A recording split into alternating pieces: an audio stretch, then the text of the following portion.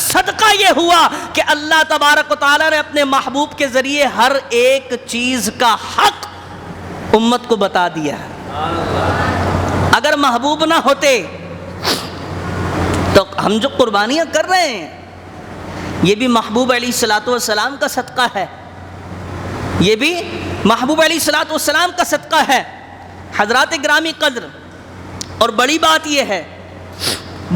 یہ ہے کہ آج قربانی کا جانور جب پیٹرول کم و بیش 250 روپے لیٹر پہنچ چکا ہے، 250 روپے لیٹر پہنچ چکا ہے، گاڑیوں کی کرائے بہت زیادہ، جانوروں کی قیمتیں بہت زیادہ، اگر آپ ویسے ہی کسی کے پاس جائیں بولیں کہ یار ایک کام کر، چھت پہ جا اور 2.5 لاکھ روپے ہوا میں اڑا دے، اڑائے گا؟ بتائیے، کوئی بھی نہیں کرے گا۔ وہ کہے گا کہ پاگل ہے کیا، گدھا، پیسے اڑا دوں، حرام کے ہیں کیا؟ لیکن خوش نصیبی ہے نا اس امت کی کہ اللہ نے فرمایا قربانی کرو۔ اب بندہ کوشش کرتا ہے کہ خوبصورت جانور ہو، مہنگے کی فکر نہیں ہے، خوبصورت ہونا چاہیے، پیارا ہونا چاہیے، اسے دیکھ کر محبت آئے، ایسا جانور ہونا چاہیے۔ 2.5 کیا 3 لاکھ کا بھی ہوگا، ہم خریدیں گے، قربان کریں گے، اللہ کو راضی کریں گے۔ ایسا ہوتا ہے نا۔ اگر آپ کسی سے کہیں کہ بھائی پیسے لٹا دیں، اب یہ بھی بڑا ایک عجیب قصہ ہے اور بڑی عجیب بات ہے۔ بہت سارے لوگ یہ سوچتے ہیں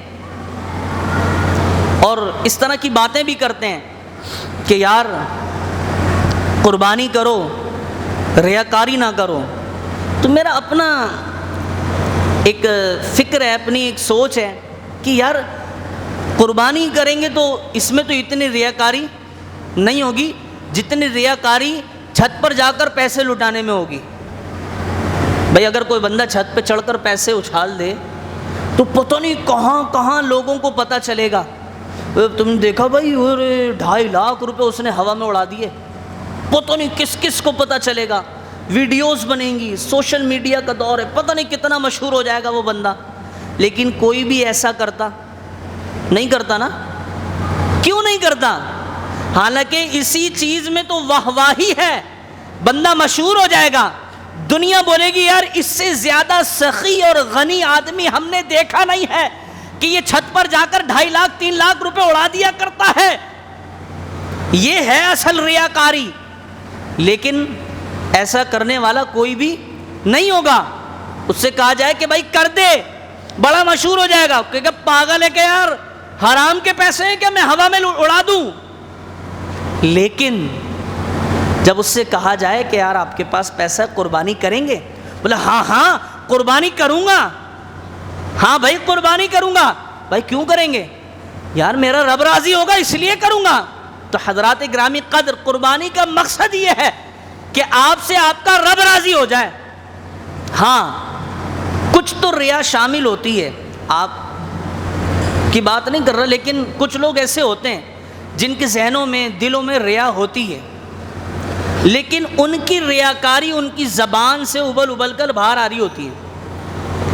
آپ مشاہدہ کر لیں، آپ کو اگر لگتا ہو نا فلاں شخص ریاکار ہے، اس سے بولے مت کہ تو ریاکاری کیوں کر رہا ہے، ریاکاری نہ کر، اللہ کی رضا اپنی نیت میں شامل کر۔ اس سے یہ نہ کہیں، بس جائیں کہیں بھائی ماشاءاللہ جانور کتنے کا لیا آپ نے، تو وہ آپ کو بتائے گا بھائی 2 لاکھ کا، 2.5 لاکھ کا یا 1 لاکھ کا، جو بھی قیمت ہوگی۔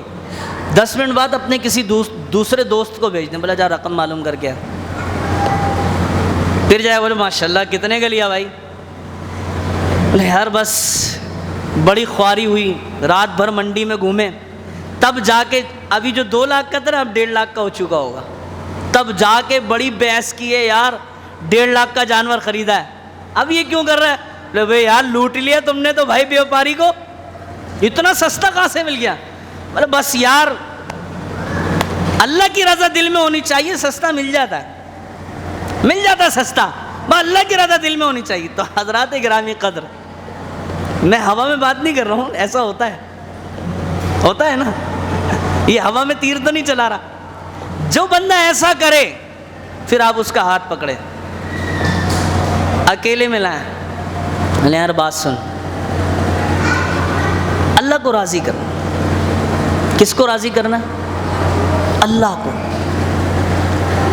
وہ رب اتنا کریم ہے نا، یہ جو تو قربانی کر رہا ہے نا 1.5 لاکھ 2 لاکھ 2.5 لاکھ جتنے کی بھی ہے، وہ اتنا کریم ہے کہ اگلا سال آنے سے پہلے یہ تیرا جو بظاہر تجھے نقصان محسوس ہو رہا ہے یہ رب پورا کر دے گا. تیرے پاس کہاں سے اس 2.5 کے بدلے 5 آ جائیں گے، 10 آ جائیں گے، تجھے پتہ بھی نہیں چلے گا، لیکن رب پورا کر دے گا. بس جو اس کی صحیح قیمت ہے وہ دنیا کو بتایا کر. اور اللہ کی بارگاہ میں ریاکاری یہ قابل قبول نہیں ہے. اللہ کی بارگاہ میں اگر کوئی چیز قبول ہے، میں آپ کو بتاؤں، اب ہم میں سے جتنے بیٹھے ہیں اس سال حج پر نہیں جا سکے، اس میں سے کچھ ایسے بھی ہوں گے جو مالک نصاب بھی ہونے والے ہوں گے یا ہو چکے ہوں گے اور انہوں نے بہت اپلائی بھی کیا ہوگا لیکن حج پر نہیں جا سکے. بہت سارے ایسے ہوں گے جو صاحب نصاب نہیں ہوں گے، استطاعت نہیں رکھتے ہوں گے حج پر جانے کی.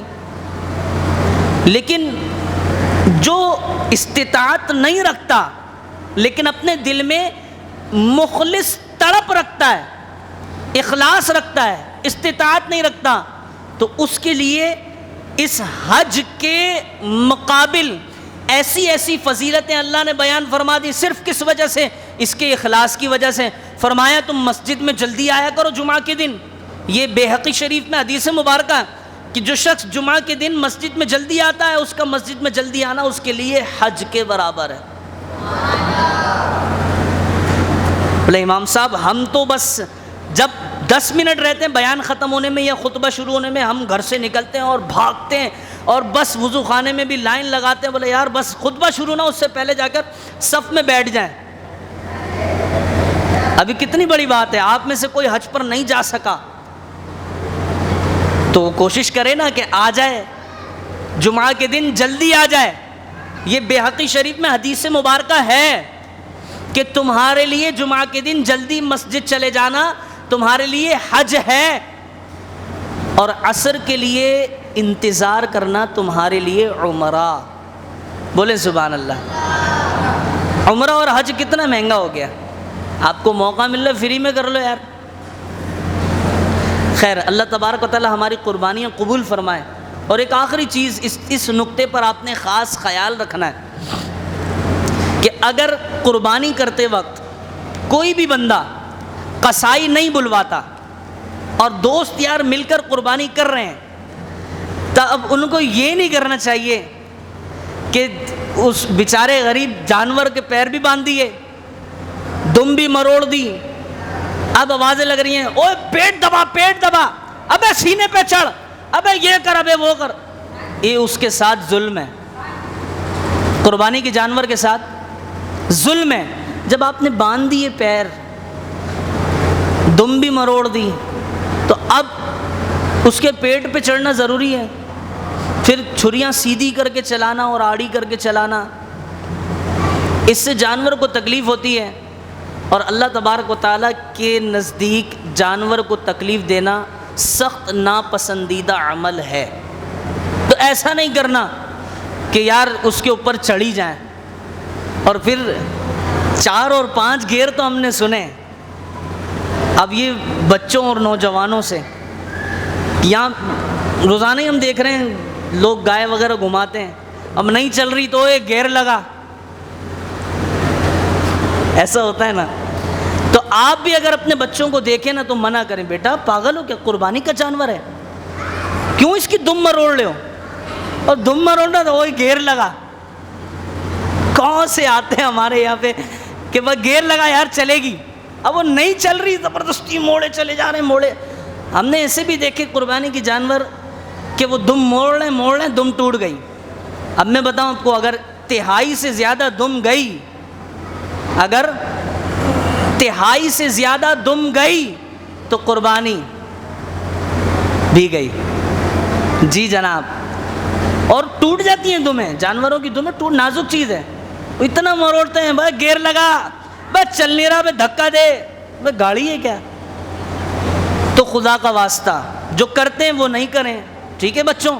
اور جو بڑے دیکھ رہے ہوتے ہیں، رسی تو بڑوں کے ہاتھ میں ہوتی ہے، وہ منع کریں، بیٹا بری بات ہے. یہ وہ جانور ہے یہ وہ جانور ہے جس کی پشت پر سوار ہو کر ہم نے جنت میں جانا ہے اور تم اس کی دمر اوڑھ رہے ہو.